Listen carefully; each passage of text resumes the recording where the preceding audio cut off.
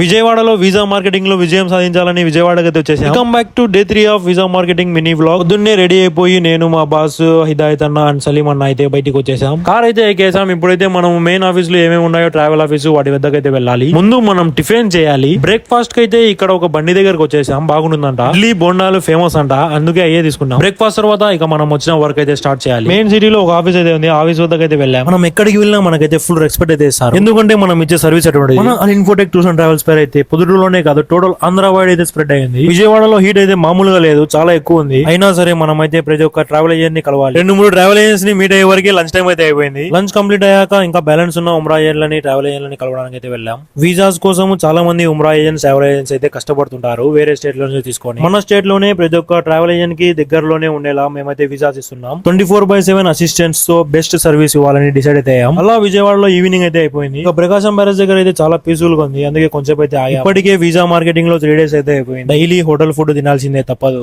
ఎండకు తిరిగి అందరం అయితే చాలా అలసిపోయాం. సలీమన్న అయితే ఇంటికి వెళ్ళాలని డిసైడ్ అయ్యారు. బస్ ఎక్కించేసి మేము కూడా సకంగా రూమ్ కి వెళ్ళి పనుకున్నాం. Day 4 ఆఫ్ వీసా మార్కెటింగ్ లో ఏం జరిగిందో చూడాలంటే ఇప్పుడే మా ఐడీస్ ని ఫాలో చేసుకోండి. Thank you.